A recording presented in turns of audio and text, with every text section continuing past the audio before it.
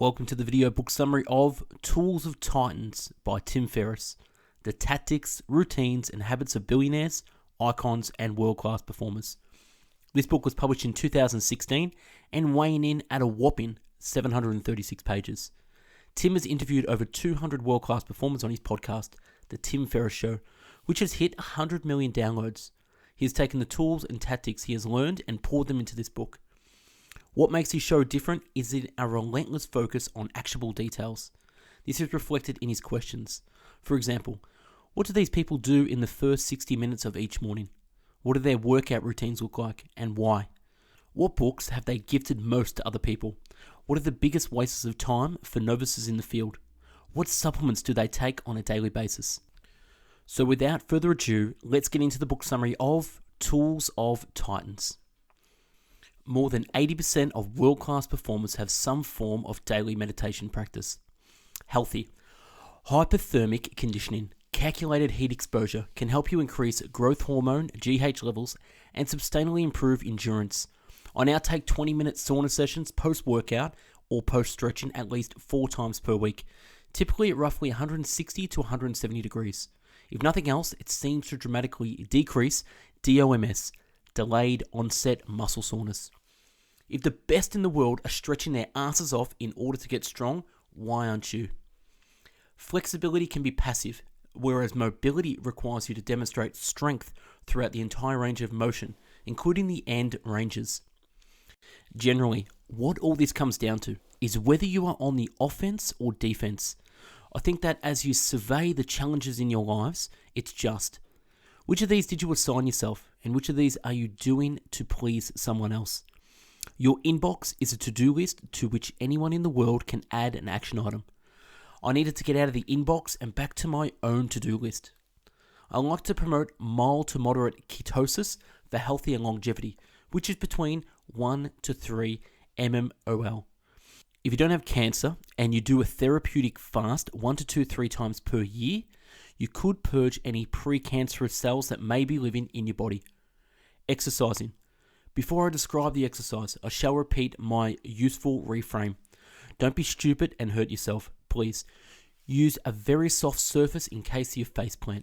Number 1, do a set of push-ups and end a few repetitions of short of failure. Record the number. Rest at least 30 minutes. Number 3, do 40 repetitions of the following breathing exercises. Max inhale, rest chest, and let go. Exhale, deep chest sharply. The let go exhale can be thought as a short ha.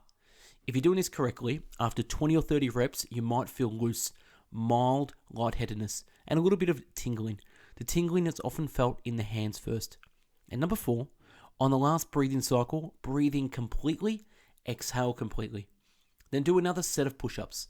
More often than not, people will experience a sharp increase in the max number of push-ups, even though their lungs are empty. Surfing King, Laird Hamilton, and Tony Robbins all use cold exposure as a tool. It can improve immune function, increase fat loss, particularly by increasing levels of hormone adaptogenic, and dramatically elevate mood. The slow carb diet cheat sheet. Number 1, avoid white starchy carbohydrates, or those that can be white. Number 2, eat the same few meals over and over again, especially for breakfast and lunch. Number 3, don't drink calories. And number 4, don't eat fruit. Number 5, wherever possible, measure your progress in body fat percentage, not total pounds. And number 6, take 1 day off per week and go nuts. Mobility. When everything else failed, Cossack squats with a kettlebell, as shown below, roughly doubled my ankle mobility, which had a chain of positive effects. Keep your heels on the ground throughout, keep your knees in line with your toes, and keep your hips as low as possible when stretching sides. I do about 5 to 6 reps per side for 2 to 3 sets, often supersetting with walking Spider-Man warm-up. The campfire test. If you can't squat all the way down to the ground with your feet and knees together, then you are missing full hip and ankle range of motion. This is the mechanism causing your hip impingement, plantar fasciitis, torn Achilles, pulled calf. That is a fucking problem, and you should be obsessing about fixing this. Doing lightweight overhead squats with a narrow stance in combination with Cossack squats for 3 months is what helped me get 99% towards passing the campfire test above. My left ankle is still badly bone on bone. The 5 morning rituals that help me win the day. Make your bed. Meditate. Do 5 to 10 reps of something. Prepare titanium tea. The name was a joke, but it stuck. Ingredients: pure aged black tea, dragon well green tea, or other green tea. Morning pages or 5-minute journal. More than 80% of world-class performers I've interviewed have some form of daily meditation or mindfulness practice. I may be the laziest mindful instructor in the world because I tell my students that all they need to commit to is 1 mindful breath a day. Just 1. Breathe in, breathe out mindfully, and your commitment for the day is fulfilled. Everything else is a bonus. Wealthy. It's a belief. Life is always happening for us, not to us. It's our job to find out where the benefit is. If we do, life is magnificent. Stressed is the achieved word for fear. The first 3 minutes. Feeling totally grateful for 3 things, I make sure that one of them is very, very simple. The last 3 minutes. Focusing on 3 things that I'm going to make happen. My 3 to thrive. See it as though it's already been done. Feel the emotions, etc. Hope is not a strategy. Luck is not a factor. Fear is not an option. You realize that when you'll never be the best looking person in the room, you'll never be the smartest person in the room, you'll never be the most educated, the most well-versed, you can never compete on those levels. But what you can always compete on, the true algorithmic aspect to success, is hard work. You can always work harder than the next guy. The brain inside our heads is 2 million old brain. It's ancient. Old survival software that is running you a good deal of the time.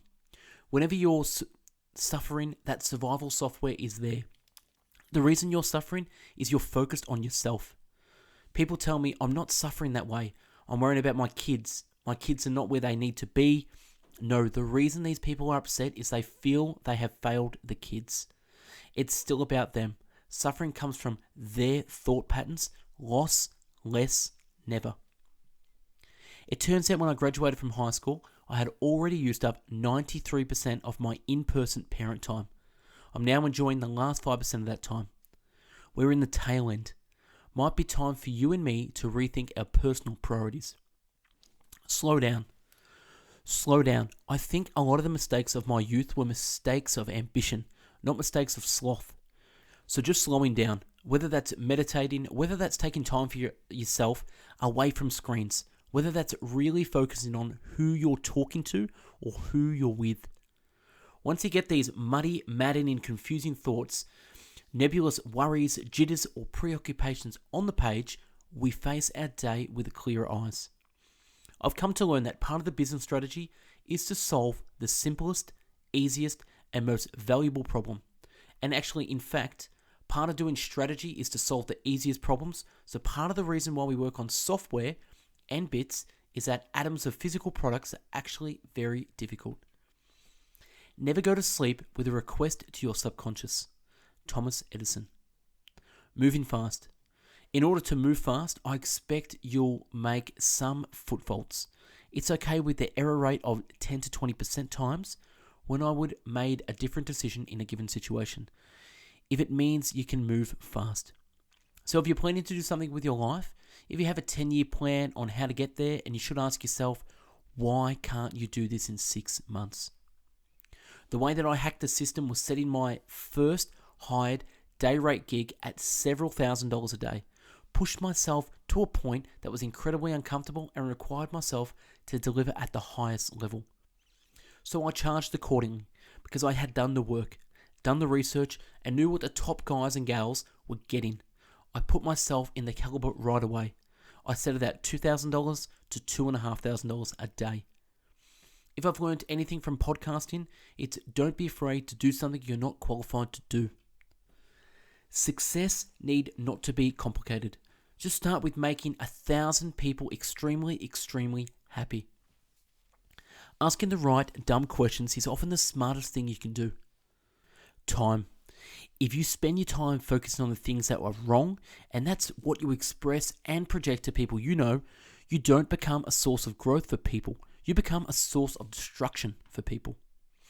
On Tuesdays from 10 a.m. to 12 noon, Noah schedules nothing but learning. This is a great reminder that for anything important, you don't find time. It's only real if it's on the calendar. The biggest mistakes you can make is to accept the norms of your time. Not accepting norms is where you innovate, whether it's with technology, with books, with anything. So not accepting the norms is the secret to really big success and changing the world. TF, Neil and I, and many others writers use TK as a placeholder for things we need to research later. E.g., he was TK years old at the time. This is common practice, as almost no English words have TK in them, except that pesky Atkins, making it easy to use Control F when it's time to batch research or fact check. Creativity. What did you believe that others think is insane? It's essential to get lost and jam up your plans every now and then. It's a source of creativity and perspective. The danger of maps, capable assistance, and planning is that you may end up living your life as planned. If you do, your potential cannot possibly exceed your expectations. Sometimes you need to stop doing things you love in order to nurture the one that matters most. Truth is, young creative minds don't need more ideas. They need to take more responsibility with the ideas they've already got. The more we associate experience with cash value, the more we think that money is what we need to live. And the more we associate money with life, the more we convince ourselves that we're too poor to buy our freedom. Long-term travel isn't about being a college student. It's about being a student of daily life. Long-term travel isn't an act of rebellion against society. It's an act of common sense within society. Are you doing what you're uniquely capable of? What you feel placed here on earth to do? Can you be replaced? How often are you saying hell yeah? What percentage of your life is making versus managing? How do you feel about the split? What blessings in excess have become a curse? Where do you have too much of a good thing? For me, the goal of investing has always been simple: to allocate resources, e.g., time, money, energy, to improve the quality of life. This is a personal definition, as yours likely will be. Now, health. Making health number one 50% of the time doesn't work. It's absolutely all or nothing. If it's number one 50% of the time, you'll compromise precisely when it's most important not to. Allow me to share a real-world example, a transcript of the journal page that convinced me to write this and kickstart an extended startup vacation. Hit snooze 4 to 5 times, so up at 10:15 instead of 8:33.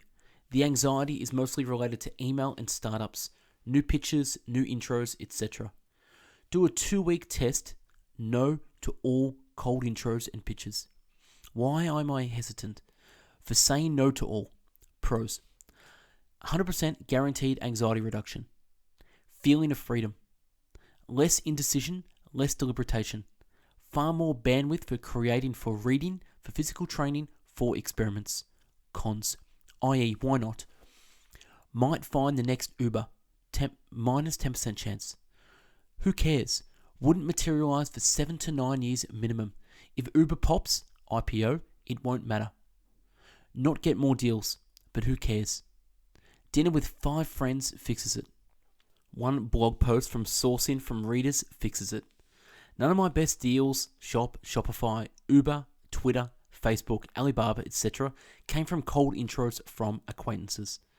If try 2 weeks, how to ensure successful. I don't even see the new startup emails. No con-calls, site, con-call vacation. Push to email or EOD, end of day, review with assistant. Offer additional office hours on Friday for existing portfolio. Wise. I usually know when I'm on top of something, when I'm a little bit afraid of it. I go, wow, I could mess this up. We are essentially in a dream state, and it's through this veil of thought that we go about our day and perceive our environment, but we are just talking to ourselves non-stop. And until you can break that spell and begin to notice thoughts themselves as objects of consciousness, just arising and passing away, you can't even pay attention to your breath or to anything else with any clarity. There is more freedom to be gained from practicing poverty than chasing wealth. Suffer a little regularly and you'll often cease to suffer. Happiness is wanting what you have. The most important trick to be happy is to realize that happiness is a choice that you can make and a skill that you can develop. You choose to be happy and then you work at it. It's just like building muscles. You have 3 options. In any situation in life, you have only 3 options. You always have 3 options. You can change it, you can accept it, or you can leave it. What is not a good option is to sit around wishing you could change it, but not changing it. Wishing you could leave it, but not leaving it. And not accepting it. It's that struggle, that aversion, that is responsibility for most of our misery. The phrase that I probably use most to myself in the head is just one word: accept. Desire is a contract you make with yourself to be unhappy until you get what you want. I don't think most of us realize that's what it is. I think we go about dreaming things all day long and then wondering why we're unhappy. So I like to stay aware of that because I can choose my desires very carefully. I try not to have more than one big desire in my life at any given time. And I also recognize that the axis of my suffering, I realize that that's where I've chosen to be unhappy. I think that is an important one. Be present above all else. Desire is suffering. Buddha. 99% of all effort is wasted. The key in a restaurant and the key in any kind of high pressure situation, I think, is that 75% of success is staying calm and not losing your nerve. The rest you figure out, but once you lose your calm, everything else starts falling apart fast. Josh has no social media, does no interviews, except my podcast, for which he often says to me, "You fuck," and avoids nearly all meetings and phone calls. He minimizes input to maximize output. Much like Rick Rubin, Josh says, "I cultivate empty space as a way of life for the creative process." Josh focuses on depth over breadth. He often uses a principle nicknamed learning the macro from the micro. This means focusing on something very small in a field, whether chess, martial arts, or elsewhere, to internalize extremely powerful macro principles that apply everywhere. Lateral thinking or thematic thinking, the ability to take a lesson from one thing and transfer it to another, is one of the most important disciplines that any of us can cultivate. Now, whenever it's a rainy day, Jack says, "Look, Dada, it's such a beautiful rainy day." And we go out and we play in it. I wanted him to have this internal locus of control, to not be relevant on the external conditions being just so. Deloading.